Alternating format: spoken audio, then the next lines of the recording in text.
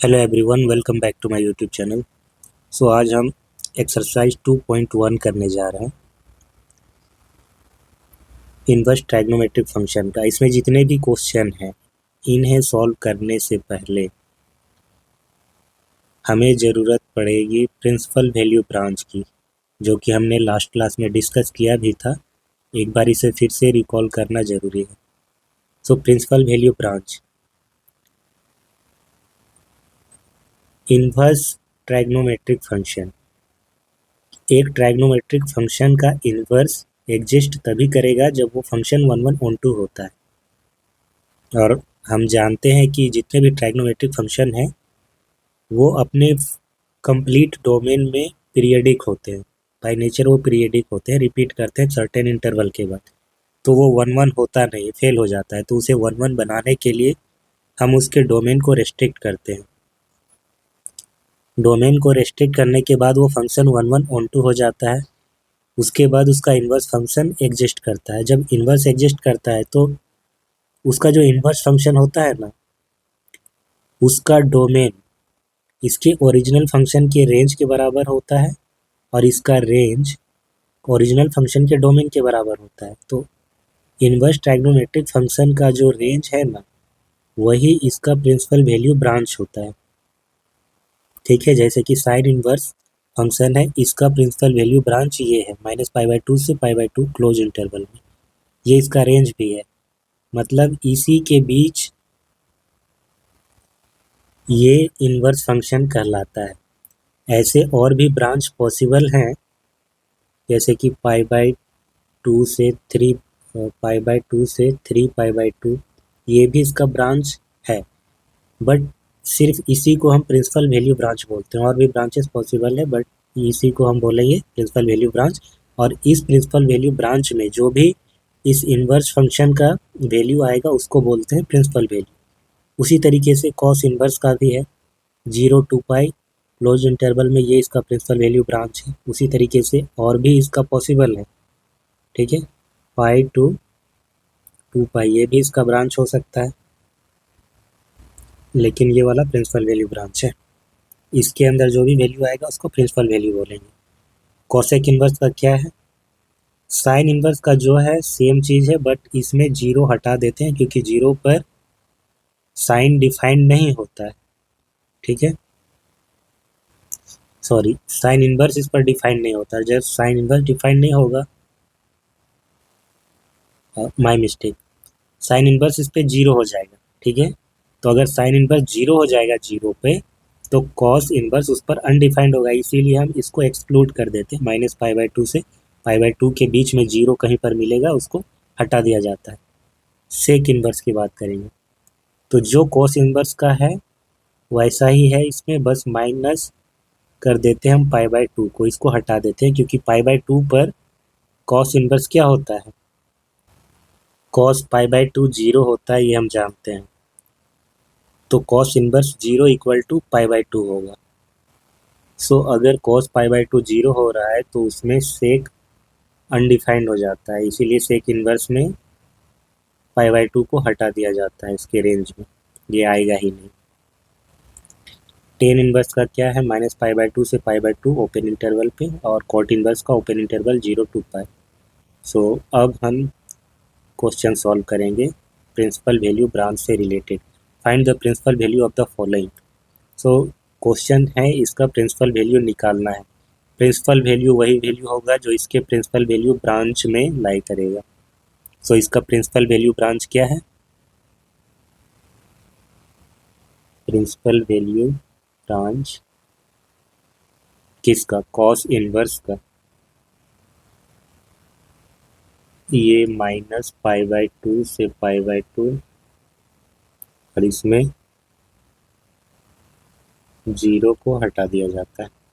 Zero को छोड़ करके इस इंटरवल पे जो भी आएगा वो प्रिंसिपल वैल्यू कहलाएगा। So cos inverse cosec inverse और टू। टू कब आता है? हम जानते हैं कि कॉसेक 30 डिग्री पर ये 2 देता है, तो हम इसको लिख सकते हैं कॉसेक π/6। तो कॉस इनवर्स और कॉसेक ये एक दूसरे को कैंसिल करेंगे और हमें मिलेगा पाई/6, जो कि -पाई/2 से पाई/2, और यहाँ पर 0 को निकाल देंगे। इसी में ये लाई कर रहा है, इसीलिए ये क्या कहलाएगा, प्रिंसिपल वैल्यू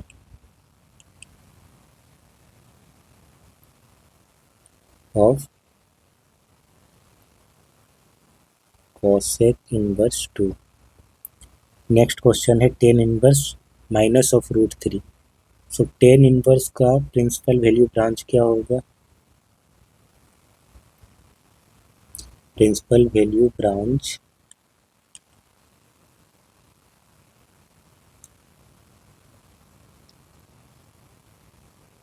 -पाई/2 से पाई/2, ओपन इंटरवल।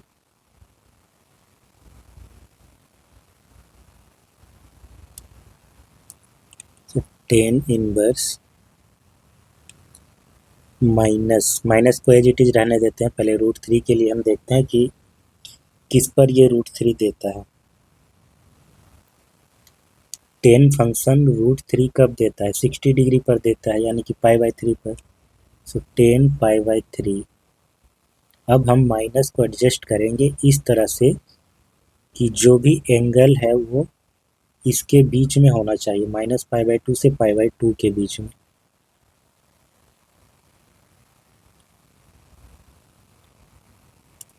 सो ये हमारा -पाई/2 यहाँ तक, ठीक है, ये पाई/2। अगर इसको ऐसे मेजर करें तो ये कहलाएगा -पाई/2, ठीक है। वैसे अगर ये ऐसे मेजर करते हैं तो ये 3/2 होता है, ठीक है, 3 पाई/2, और इधर से ये -पाई/2। तो -पाई/2 से पाई/2 के बीच ये इतना यहाँ पर कहीं पर भी आ सकता है ये एंगल। सो अब माइनस को हम ऐसे एडजस्ट करेंगे कि जो टेन फंक्शन है वो हमारा टेन ही रहे, चेंज होकर के कोट ना हो जाए, ठीक है। टेन को टेन ही मेंटेन रखना है। सो एक तो ये होता है कि टेन पाई -पाई/3 कर देंगे, यानी कि पाई में पाई/3, ये आ जाएगा सेकेंड क्वाड्रेंट में। तो ये दे देता है -10 पाई/3, जो कि इसके इक्वल है, बट ये हमारा सेकेंड क्वाड्रेंट में आ जाता है, ठीक है, यहाँ पर लाइन नहीं करेगा। तो ये चीज़ तो होगा नहीं। दूसरा एक तरीका है कि हम ये कर सकते हैं, टेन इनवर्स, और हम जानते हैं कि tan of -theta equal to क्या होता है, -10 थीटा। तो माइनस को ही हम अंदर ले जाते हैं, ठीक है। अब टेन इनवर्स और 10 कैंसिल आउट हो जाएगा तो हमें मिलेगा -पाई/3। तो ये लाई करेगा कहाँ पर, -पाई/2 से पाई/2 के बीच में। तो ये इसका प्रिंसिपल वैल्यू होगा। Question number 7, sec inverse 2/√3।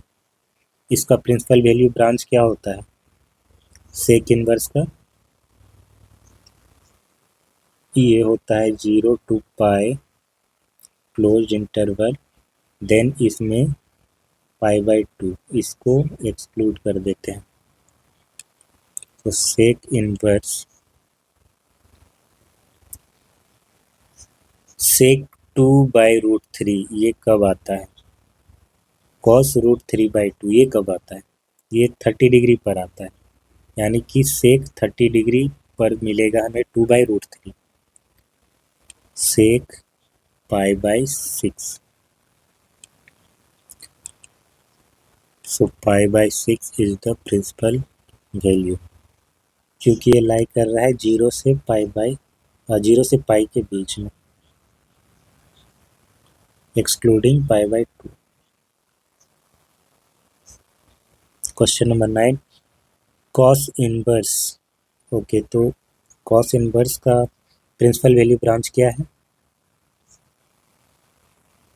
0 to pi, ये इसका प्रिंसिपल वैल्यू ब्रांच है। कॉस इनवर्स माइनस कॉस पाई/4 पर ये 1/√2 देता है। अब हमको 0 से पाई के बीच में मेंटेन करते हुए, यानी कि सेकेंड क्वाड्रेंट में, फर्स्ट से सेकेंड क्वाड्रेंट में। यहाँ पर आना चाहिए, कॉस का कॉस ही रहेगा, माइनस को एडजस्ट करना है। तो cos pi minus pi by 4, cos inverse cos 3 pi by 4। सो ये कितना एंगल हो गया, 45 डिग्री मल्टीप्लाइड बाई 3, 135 डिग्री जी, जो कि हमारा 0 से लेकर 180 डिग्री के बीच में ही आ रहा है कहीं पर। तो सही है, यही होगा। यहाँ पर कॉस इनवर्स और कॉस कैंसल आउट हो जाएंगे, तो 3 पाई बाई 4 हमें मिलेगा, जो कि प्रिंसिपल वैल्यू कहलाएगा, क्योंकि ये 0 टू पाई के बीच में ही। अब नेक्स्ट क्वेश्चन है, find the value of the following. तो यहाँ पर एक एक्सप्रेशन दिया गया है इनवर्स ट्राइग्नोमेट्रिक फंक्शन का, और हमसे पूछा गया है कि इसका वैल्यू क्या है, बट ये स्पेसिफाई नहीं किया गया है कि प्रिंसिपल वैल्यू निकालना है, क्या निकालना है, क्या यूज करना है। तो हमने नोट में पहले डिस्कस किया था कि अगर स्पेसिफाई नहीं किया गया है, मेंशन नहीं है, तो हम कंसीडर करेंगे प्रिंसिपल वैल्यू, यानी कि इसका प्रिंसिपल वैल्यू लेंगे, इसका भी प्रिंसिपल वैल्यू, इसका भी प्रिंसिपल वैल्यू। तो उसके लिए हमको जानना है कि इसका प्रिंसिपल वैल्यू ब्रांच क्या है, इसका क्या है और इसका क्या है। तो टेन इनवर्स का क्या होता है, टेन इनवर्स का principal value branch open interval minus pi by 2 से पाई बाई 2। कॉस इनवर्स का होता है 0 to pi closed interval. Sine inverse का माइनस पाई बाई 2 से पाई बाई 2 क्लोज्ड इंटरवल, ये भी। अब चलिए, टेन इनवर्स 1 कब मिलता है, पाई बाई 4 में। सो हम इसको लिखेंगे 10 pi by 4 plus cos inverse minus of cos, ये 60 डिग्री पर देता है 1/2, दैट इज पाई बाई 3 पर, प्लस साइन इनवर्स माइनस, ये 30 डिग्री पर देता है, तो sine pi by 6।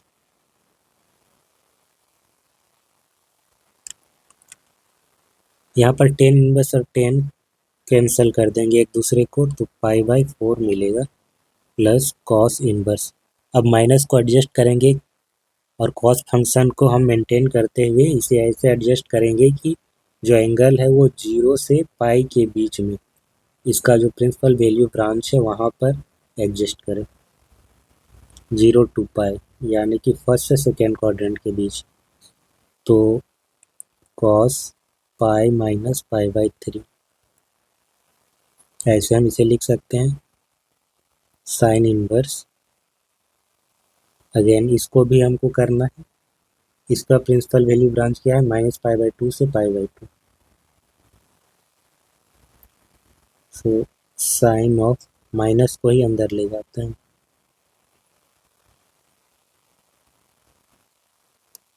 Now pi by 4 plus cos inverse और कॉस कैंसल आउट कर देंगे, पाई माइनस पाई बाई 3, ये हो जाएगा 2 pi by 3, plus sine inverse और साइन कैंसल आउट, ये होगा minus of pi by 6।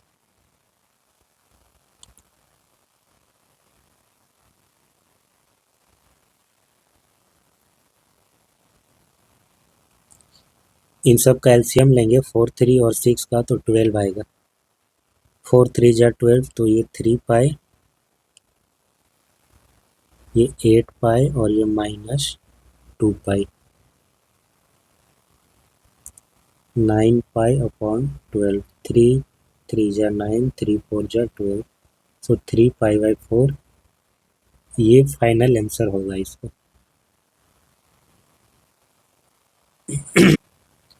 Next question है, if sine inverse x equal to y then there are 4 option, और इसमें से कौन सा सही होगा ये हमें बताना है। तो sine inverse x equal to y दिया गया है, तो जाहिर सी बात है हम इसका प्रिंसिपल वैल्यू ही लेंगे, क्योंकि स्पेसिफाई नहीं किया गया है। तो साइन इनवर्स x का जो भी वैल्यू आएगा उसी को यहाँ पर y माना गया है, और जो वैल्यू इसका होता है वो क्या होता है, वो प्रिंसिपल वैल्यू ब्रांच में ही लाई करता है, यानी कि -π/2 से π/2 क्लोज इंटरवल। तो ये इसका प्रिंसिपल वैल्यू ब्रांच है और इसका जो भी वैल्यू आएगा ना वो इसी में लाई करेगा।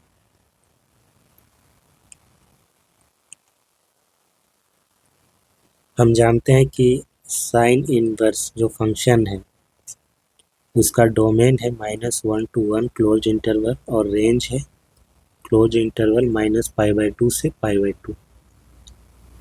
और ये जो इंटरवल है क्लोज इंटरवल यही इसका प्रिंसिपल वैल्यू ब्रांच होता है, यानी कि जो भी वैल्यू आएगा इसी में लाई करेगा इस इनवर्स फंक्शन का।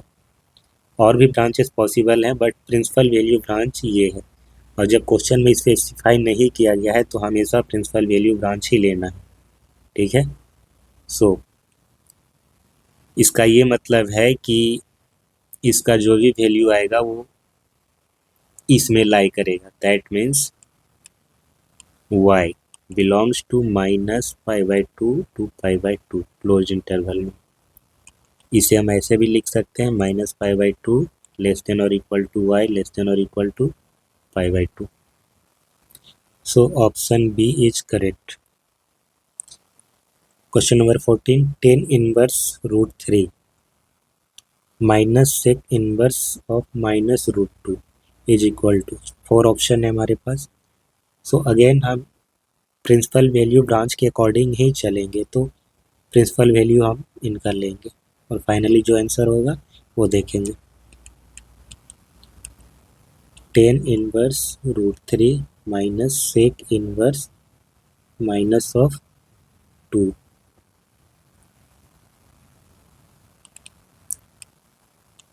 tan फंक्शन √3 कब देता है? 60 डिग्री पर। tan π/3 minus sec inverse. अब सेक फंक्शन 2 कब देता है? cos 60 डिग्री होता है 1/2, राइट। तो सेक 60 डिग्री देगा 2, सो माइनस है सेक π/3। tan इनवर्स फंक्शन का प्रिंसिपल वैल्यू ब्रांच क्या होता है? ये ओपन इंटरवल -π/2 से π/2 ये होता है। और सेक का होता है 0 to π